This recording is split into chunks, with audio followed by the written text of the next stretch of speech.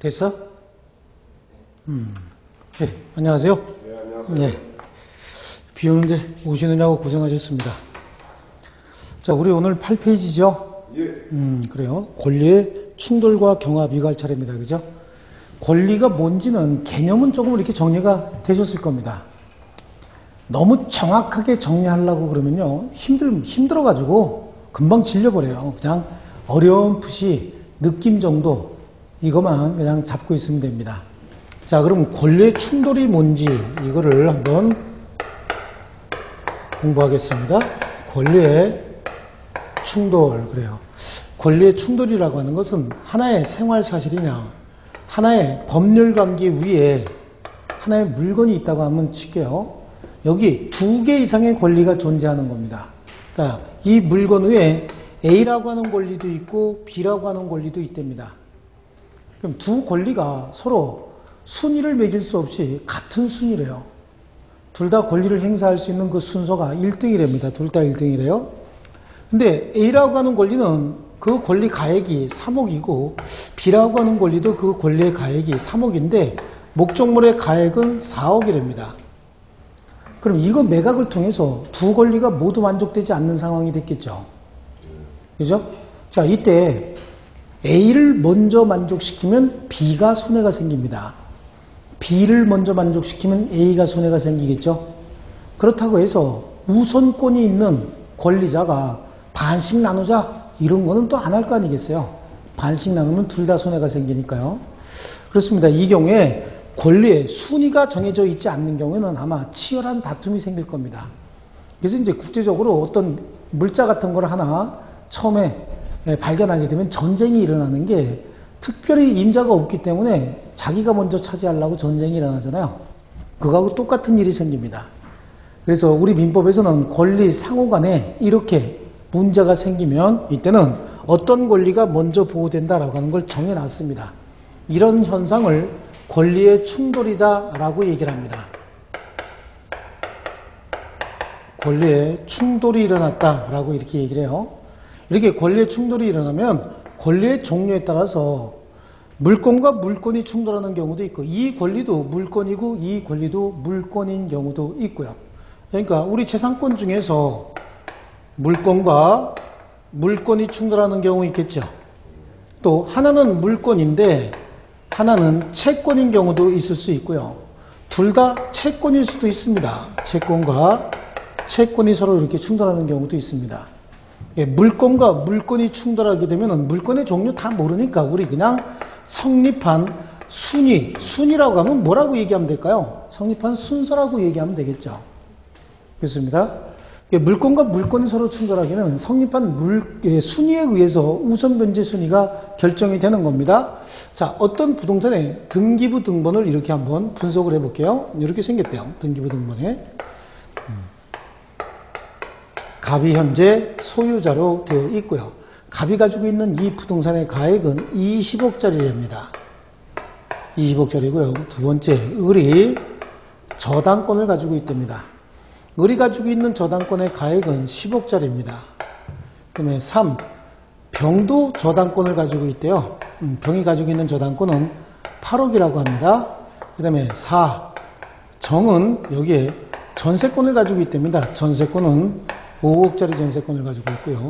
5, A라고 하는 자도 여기다가 저당권을 가지고 있는데 저당권은 또 4억짜리 저당권을 가지고 있답니다.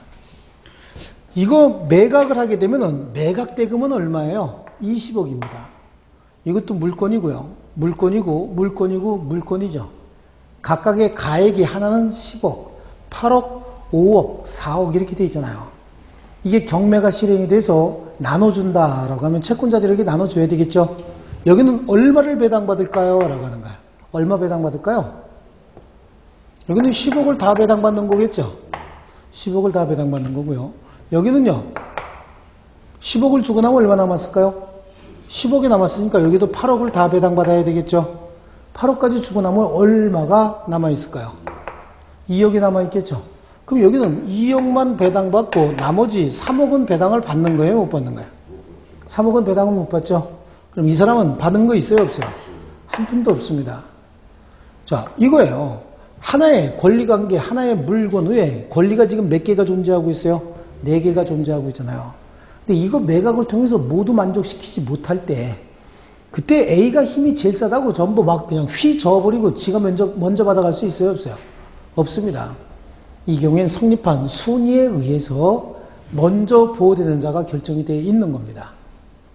이거예요. 그래서 성립한 순위에 의해서 보호된다라고 하는 거고요.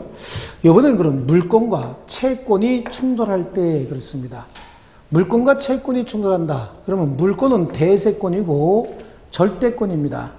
여기는 공시제도가 적용이 돼요. 그래서 여기는 원칙이 있고 예외가 있습니다. 그래서 원칙적으로 물권이 우선합니다.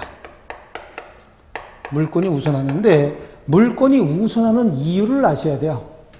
물권이 우선하는 이유는 물권은 대세권으로서 공시가 돼요. 등기라고 하는 방법에 의해서 공시가 되죠. 그렇습니다. 그래서 권리관계의 진정성이 확보되어 있다고 보는 거예요. 그런데 채권은 상황이 다르죠. 채권은 채권자와 채무자 사이에 은밀하게 성립하는 경우도 꽤 많이 있습니다. 아주 은밀하게 조용히 성립하는 경우도 많죠. 여러분들이 제 빚이 얼마인지 아세요? 모르죠? 금융기관에 있는 사람이 제 채무가 얼마인지 전부 조회할 수 있어요? 없습니다. 제 개인적인 채무도 얼마든지 있을 수 있죠. 개인적인 채권도 얼마든지 있을 수 있고요. 그렇습니다. 그래서 채권과 채무는 당사자 사이에 은밀하게 성립하는 경우가 많아요. 그럼 외부에서 쉽게 인식할 수 없다는 얘기는 채권 채무 관계가 없음에도 불구하고 외부에서 쉽게 인식할 수 없다는 걸 이용해서 지네끼리 그냥 만들어버리는 경우도 있겠죠. 그래서 대외적으로 있다 이렇게 거짓말하는 경우도 있는 거예요. 그러다 보니까 등기 내지는 기타 점유를 그 필요로 하고 있는 물건이 채권에 우선합니다.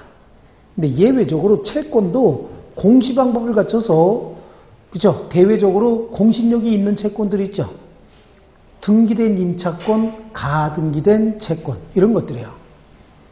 가등기된 채권이나 등기된 임차권, 기타 특별법에 의하면 주택임대차보호법이나 상가건물임대차보호법에 의해서 보호되고 있는 채권들이 있죠.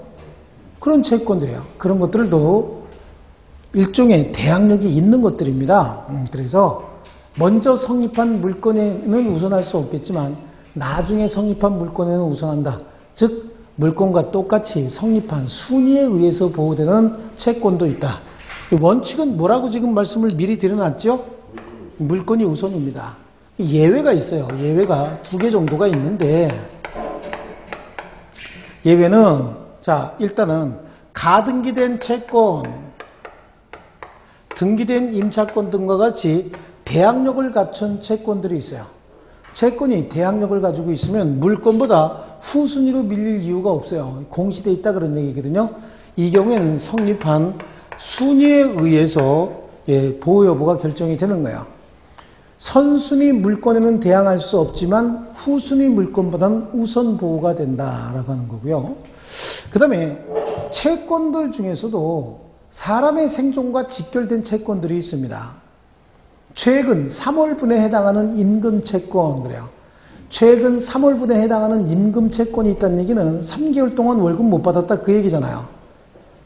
그렇죠? 네. 3개월 동안 월급 못 받았으면 그 근로자 살아있기가 쉽지가 않죠. 굶어 죽기 직전일 겁니다.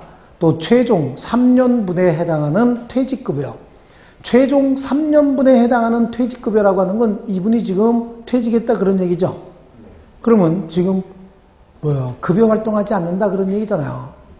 이 경우에는 자기가 구직 활동하는 동안 직업을 구하는 동안 먹고 살 수 있는 자금이 있어야 되죠. 그럼 퇴직금이 있어야 되잖아요. 그렇기 때문에 최근 3년분에 해당하는 퇴직급여 또는 주택임대차보호법이나 상가건물임대차보호법에서 정하고 있는 소액임차인 중에 일정액 이런 것들인데 이런 것들은 예외 없이 이게 없으면 사람이 죽어요. 살 수가 없는 거야. 사람의 생존과 직결된 채권들은 선순위 담보 물건이 있어도 언제나 최우선적으로 보호가 됩니다. 아시겠죠? 그래서 예외적으로 어떤 경우도 있어요? 최우선 보호되는 채권도 있다.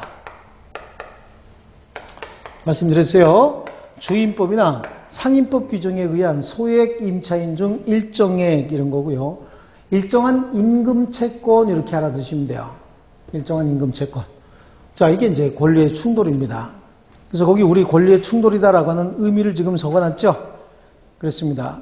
하나의 물건이나 생활사실류에 여러 개의 권리가 존재하는 걸 그렇게 얘기하는데, 물건과 물건이 충돌하게 되면은 거기는 한쪽 가로 2번에 제한물건과 제한물건이 충돌하면 먼저 성립한 권리가 나중에 성립한 권리에 우선한다. 그게 뭐죠? 성립한 순위에 의한다. 그 얘기잖아요. 그 다음에 나오는 게 물건과 채권의 충돌이죠. 원칙이 뭐예요? 물건이 우선이고 예외적으로 채권도 대등한 경우가 있다라고 하는데, 채권과 채권의 충돌, 그래요. 채권과 채권은 채권자 평등의 원칙에 따라서 성립한 순위와 관계없이 평등하게 배당이 됩니다. 안분 배당이 된다. 자, 그렇습니다. 이걸 채권자 평등주의다라고 얘기합니다. 자, 그 다음에 권리의 충돌이 이런 것이고, 그럼 권리의 경합은 뭐냐? 권리의 경합과 법조의 경합은 의미적으로 조금 유사한 게 참 많습니다. 그래서 권리의 경합을 잠깐 보시면,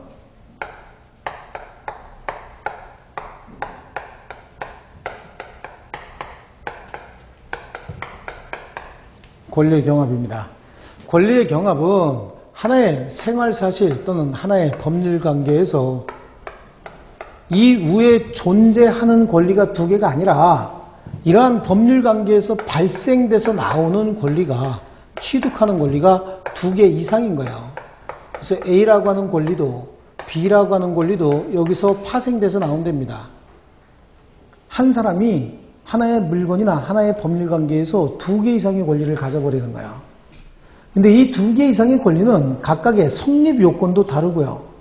그 소멸시효 기간도 다 달라요. 성립 원인도 다 다르고요. 그렇습니다. 하지만 이 두 가지 권리는 특이한 게 있어요. 목적이 동일합니다. 목적이 동일하다. 그래서 하나 행사를 통해서 만족을 얻게 되면 이걸 행사했고, 이 행사를 통해서 혹시라도 만족을 얻게 되면 나머지 권리는 이로 인해서 어떻게 돼버려요? 소멸해 버리는 거야. 이거를 권리의 경합이다라고 얘기합니다. 두 가지 권리는 서로 별개의 권리예요. 별개의 원인에 의해서 발생하기 때문에. 어디서 자꾸 딱딱 소리가 난다? 네. 별개의 원인에 의해서 발생하기 때문에 각각은 소멸시효도 별도로 진행이 됩니다. 아시겠죠? 근데 특이한 게 하나 행사를 통해서 만족을 얻게 되면 나머지는 소멸한다 이렇게 돼 있죠. 예를 하나 들어드리면 되는 거예요. 이거는요. 자, 보겠습니다. 갑하고 을이 임대인과 임차인 사이에요. 임대인이고 임차인입니다. 그래, 부동산에 관해서 임대차 계약을 체결했는데, 자, 그렇습니다. 임대차 존속기간이 만료가 됐대요. 임대차 존속기간이 만료가 되면 임대인은 뭐를 내주면 되는 거예요? 보증금 내주면 되죠. 임차인은요? 임차인은 목적물 반환하면 되잖아요. 이 보증금 반환과 목적물 반환은 서로 무슨 관계에 있어요? 네, 동시이행 관계에 있습니다. 동시이행 관계에 있는데, 임대인은 보증금을 반환해 줬어요. 근데 임차인이 목적물을 반환하지 않고 있는 겁니다. 임대차가 끝났고 보증금도 돌려받았으면 목적물 반환해야 되는데 목적물 반환하지 않고 있는 상태가 계속되고 있어요. 그러면 임대인은 임차인에게 목적물 돌려달라고 얘기해야 되겠죠. 목적물 반환 청구권을 행사할 수 있는데, 이 목적물 반환 청구권은 갑이 소유자인 경우에 소유자 지위에서 야, 내 물건 돌려줘 라고 얘기할 수 있죠. 임대차가 끝났으니까 내 물건 돌려줘야 될 거 아니야 이렇게 얘기할 수도 있는데, 이것뿐만 아니라 목적물 반환 청구권은 임대인 지위에서도 할 수 있어요. 야, 임대차 끝났잖아. 계약 종료됐으니까 이제 반환해 라고 얘기할 수 있는 거겠죠. 그래서 소유권에 기해서 목적물 반환 청구할 수도 있고, 즉 소유권에 기해서 목적물 반환 청구할 수도 있고, 임대차에 기해서 목적물 반환 청구도 할 수 있다고요. 그러니까 소유자 지위에서 또는 임대인 지위에서 반환 청구할 수 있죠.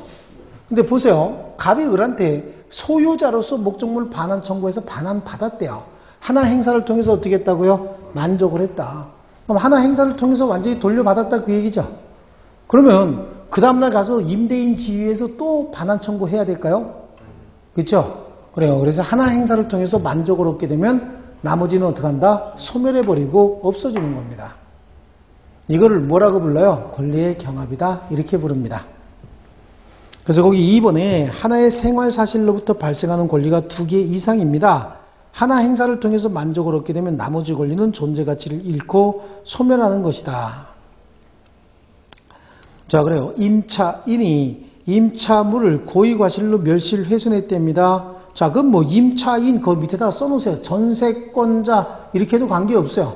전세권자도 관계없는데 여기는 지금 2번 지문에 2번에 있는 그 내용을 설명을 한 거고 임대차 기간 중에 임대인과 임차인 전세권 존속 기간 중에도 마찬가지죠. 네, 임대차로 하든지 전세권으로 하든지 큰 문제는 없어요. 임대차 존속 기간 중에 임차인은 목적물을 선량한 관리자의 주의를 다해서 목적물을 관리해야 되는 거예요. 그러다가 존속 기간이 만료가 되면 돌려줘야 될 의무가 있죠. 임대차 계약의 내용이 그거잖아요. 계약의 내용이 선량한 관리자의 주의 의무를 다해서 목적물을 잘 관리해야 되고 또 목적물을 반환할 의무가 있는 겁니다. 자, 그런데 임대차 존속 기간 중에 임차인의 과실로 인해서 내 거에서 하는 소리인가요? 임차인의 과실로 인해서 목적물이 어떻게 됐대요? 멸실돼 버렸대요. 임차인의 과실로서 목적물이 멸실돼 버렸대요. 그럼 임차인 입장에서는 임대차가 종료가 되면은 목적물 돌려줘야 되는데 목적물 반환해 줄 수 있어요, 없어요? 없는 일이 생깁니다. 그때 임대인 갑은 임차인에게 목적물 반환받을 수 없으니까 손해배상을 청구할 수 있잖아요. 그렇죠? 손해배상, 목적물이 지금 멸실됐으니까 손해배상을 청구하는데 이 손해배상을 청구하는 근거가 불법행위를 이유로 손해배상을 청구할 수도 있고요. 왜 불법행위가 성립될까요? 타인의 물건을 고의 또는 과실로 멸실시켰으니까 불법행위가 성립할 수 있는 거고요. 또 존속기간 중에 선관주의 의무를 위반했죠. 그래서 목적물을 멸실시켰죠. 그러니까 결국은 임대차 계약의 내용에 따른 의무를 이행하지 않은 겁니다. 그래서 채무 불이행도 성립하게 된다. 불법행위에 기한 손해배상 청구 내지는 채무 불이행에 기한 손해배상을 청구할 수 있는데 조금 더 여기 한번 볼까요? 이 물건이 지금 10억짜리인 거예요. 10억짜리를 임차인이 임대차 존속기간 중 술 먹고 와서 불 질러갖고 불이 타서 없어졌대요. 그럼 청구할 수 있는 근거가 불법행위를 이유로 또는 채무불이행을 이유로 손해배상을 청구할 수 있다고 지금 말씀드렸죠? 그럼 손해배상 청구하면은 얼마 손해배상을 청구할까요? 10억의 손해배상을 청구하겠죠? 그래요. 그러니까 불법행위에 기한 손해배상을 청구해서 10억을 반환받았답니다. 그러면 손에 남아있는 거 있어요? 없어요? 없죠? 추가적으로 더 청구할 게 없어져 버린다고. 그럼 그걸로 끝나야 되겠죠? 그렇습니다. 그러면 채무불이행에 기한 손해배상 또 청구할 수 있어요? 없어요? 없잖아요. 불법행위에 기한 손해배상을 청구해서 더 이상 손해가 없으면 임차인 입장에서 봤을 때는 채무불이행도 더 이상 남아있지 않는 거죠. 손해배상 해줬기 때문에. 그러니까 둘 다는 독립적으로 행사할 수도 있고 동시에도 행사할 수 있지만 하나 행사를 통해서 만족을 얻게 되면 나머지는 자동적으로 소멸하는 거야. 됐죠? 이걸 권리의 경합이다 라고 얘기하고요. 그래서 권리의 경합은 거기 두 가지 사례를 보시고요. 오른쪽으로 가면은 양쪽 가로 2번에 각각의 권리는 동시에 행사할 수도 있지만 개별적으로 또는 순차적으로 하나씩만 행사할 수도 있어요. 하나만 행사하는 것도 가능하고요. 자, 그 다음에 법규의 경합입니다. 법규의 경합이다라고 하는 건 지금 뭐 두 가지만 구분하시죠. 권리의 충돌하고 권리의 경합만 정확하게 구분하시면 됩니다. 자, 그렇습니다. 그래서요, 요거 두 개 잘 구분하시고요. 개념을 잘 정리해 두시는 게 좋겠어요. 나중에 이거는 다 암기하면서 모의고사 열심히 풀면서 스스로 터득하게 돼 있습니다. 아무것도 아닙니다. 자, 그 다음에 9번 보겠습니다. 권리 행사의 한계다. 그래서 굉장히 이제 많은 내용이 나와 있는데, 원래 근대 국가 이후에는 자유방임주의 국가다 이렇게 얘기해요. 근대 국가 이후의 모든 국가가요. 그러다가 이게 현대 국가로 들어오면서 자유방임 사상이 이제 국가에 의해서 규제받기 시작한 겁니다. 이런 권리 행사의 한계와 같이 민법 제2조와 같은 것들은 19세기 이후에 생긴 조문들인 거야. 17세기, 18세기 이럴 때는 이런 게 존재할 수가 없었어요.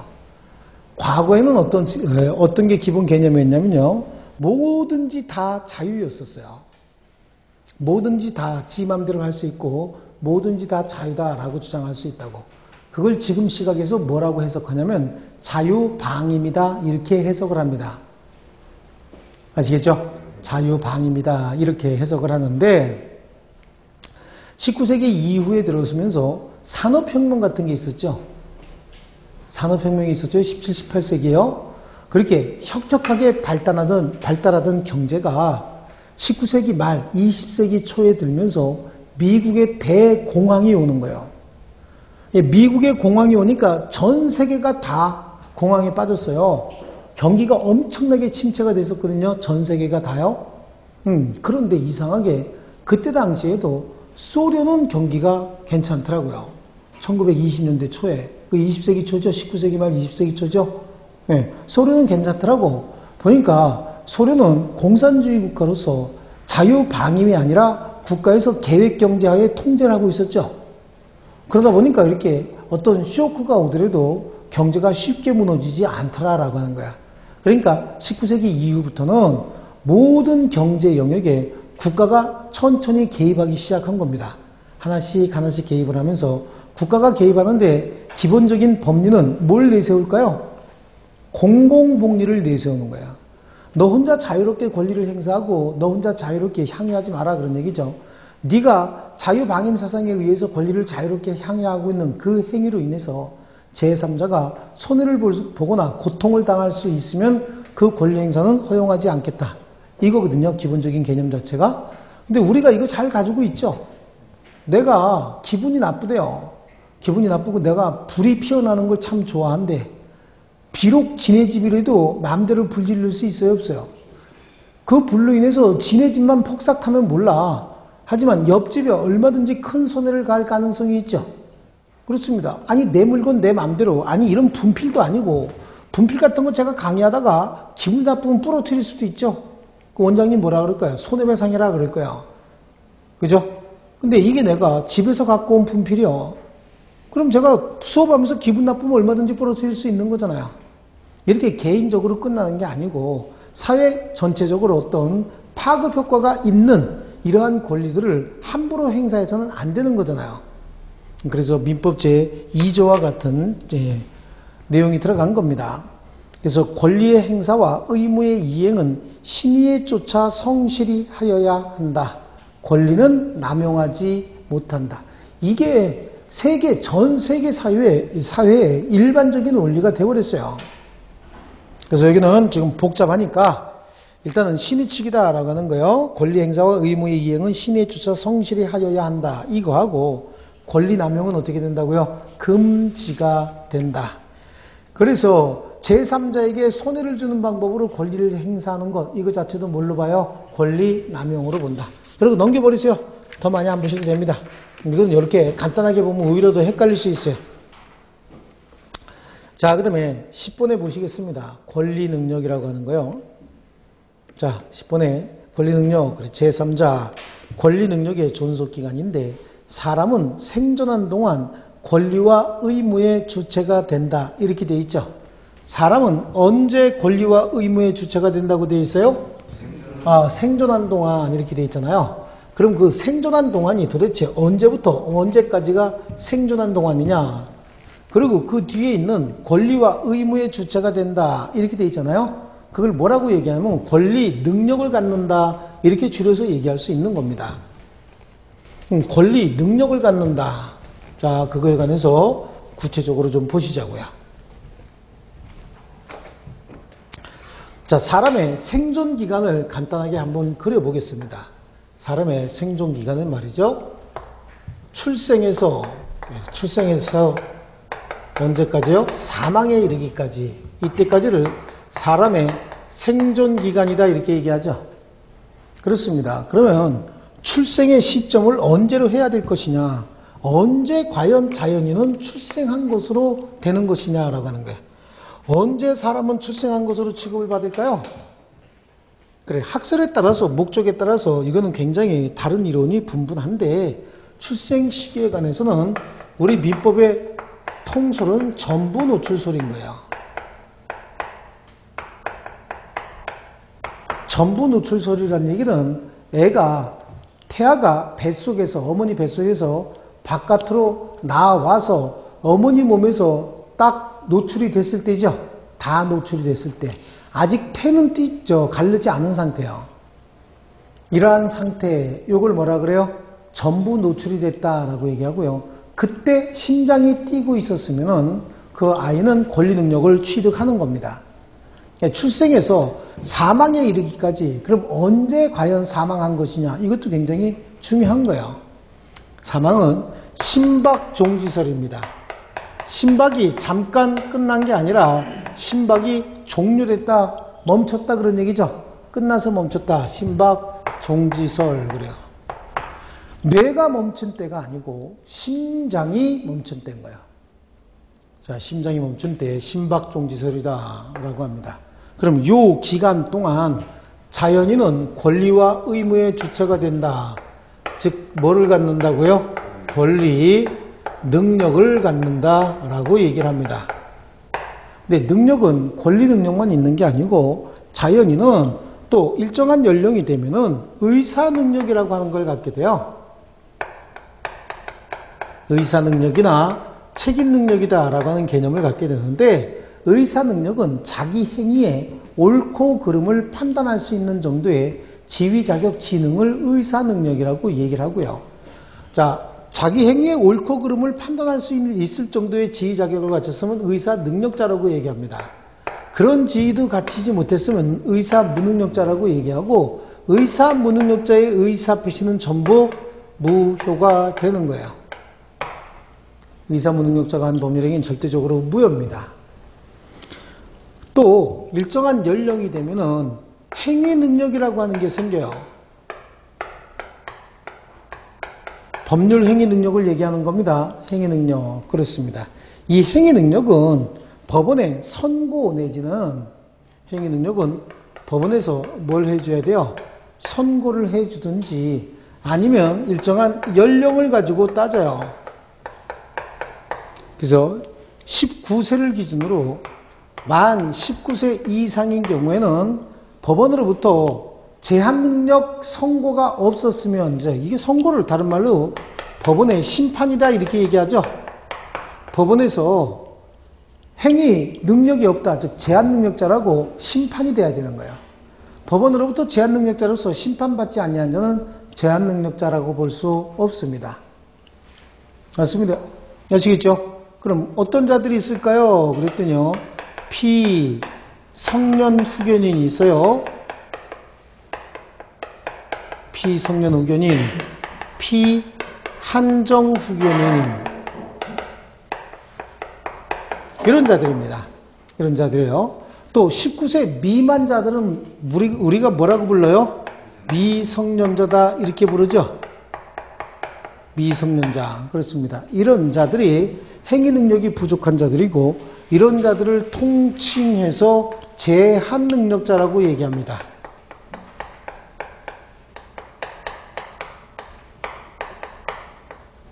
이런 자들을 제한 능력자다. 자, 이렇게 얘기를 해요.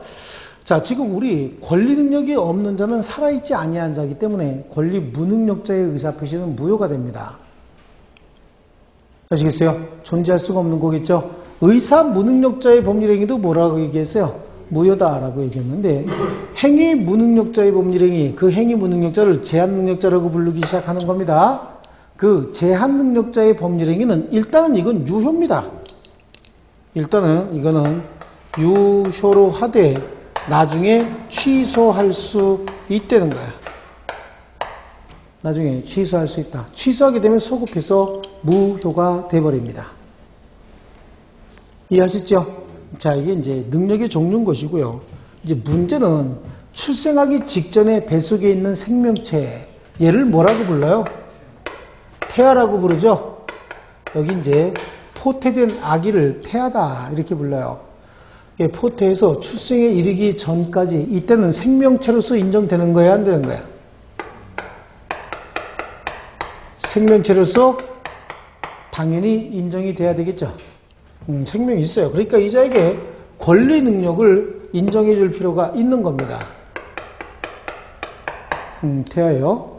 권리 능력을 완전히 소멸시켜버리면은 이 태아에게 불리한 일이 생길 수가 있어요. 어떤 일이 생기냐면은 아버지가 아들 둘을 두고 뱃속에 아기가 있는 상태에서 사망해 버렸어요. 그럼 그 뱃속에 있던 아기는 나중에 태어나고 나면은 아버지 얼굴도 한 번도 못 봤죠. 그리고 아버지 재산은 이미 다 형제간들이 나눠서 상속받아가지고 가지고 있잖아. 그럼 걔는 태어나자마자 뭐가 돼버린 거예요? 거지가 돼버린 거야. 아버지도 없는 거지가. 아시겠죠? 자, 그런 면에서 보니까 태아에게도 권리 능력을 일부 인정할 필요가 있다.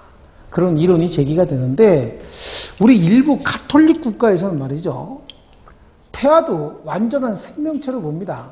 그래서 자연인과 똑같은 권리 능력을 부여하겠다. 이게요, 그거를 일반적 보호주의다, 이렇게 얘기합니다. 일반적이라는 얘기는 모든 관계에 다 적용되는, 그렇게 말씀드렸죠? 일반적 보호제도가 있고요.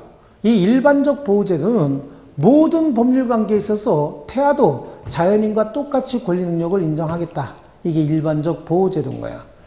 그런데 대한민국과 같이 특별 보호제도를 두고 있는 나라도 있어요. 이거 왜 이러냐? 특별 보호제도도 두고 있는 나라가 있습니다. 특별 보호제도는 일반적으로 태아를 자연인과 똑같은 권리 능력자로 인정하지 않습니다. 특별한 법률 관계에 있어서만 태아도 자연인과 똑같은 권리 능력을 인정하겠다. 그런 거거든요. 그래요. 이 특별 보호제도는 특별히 법 규정이 있어야 돼요. 태아에게 권리 능력을 인정하겠다라고 하는 법 규정이 있어야 되는데, 그 법 규정이 어떻게 되어 있냐면, 무슨 행위에 있어서 태아는 출생한 것으로 본다, 이런 법조문이 있어야 돼요. 특별히 이러한 법조문이 있을 때만 태아의 권리 능력이 인정이 되는 거예요. 아시겠죠? 그렇습니다. 그래서 이러한 태아는 출생한 것으로 본다라고 해석될 수 있는 법조문이 5개인 거예요. 그래서 손배청은 손배청인데 불법 행위에 기한 손배청인 거예요. 채무 불이행에 기한 손해배상 청구가 아니고 불법 행위에 기한 손해배상 청구, 태아의 권리 능력으로 인정이 됩니다. 나머지는 상속에 관한 내용이에요. 상속은 좀 더 세분하게 되면은, 일단은 상속은 그냥 아버지가 돌아가셨을 때 그냥 돌아가시는 그런 상속도 있을 수 있죠. 아버지 돌아가시면 어떻게 돼요? 자녀들이 법에서 정한 대로 그냥 상속을 받는 경우가 있잖아요. 그렇죠? 형이 2분이 계세요. 그리고 뱃속에 태아가 있었다고. 뱃속에 태아가 있었는데 아버지가 돌아가셨어요. 그러면 형이 모두 다 상속을 받고 태아는 한 푼도 못 받는데, 그럼 출생과 동시에 불공정이 생겨버리죠. 불공평이 생겨버린다고. 그래서 상속에 있어서도 태아는 출생한 것으로 본다. 그렇습니다. 그 다음에 유류분권이라고 하는 게 있어요. 유류분권. 그 다음에 유류분권 유증입니다. 유증. 그죠? 그 다음에 대습상속, 이런 것들인데, 이거는 암기하실 필요가 있습니다. 손, 상, 유, 대, 이렇게 암기하시면 좋겠습니다.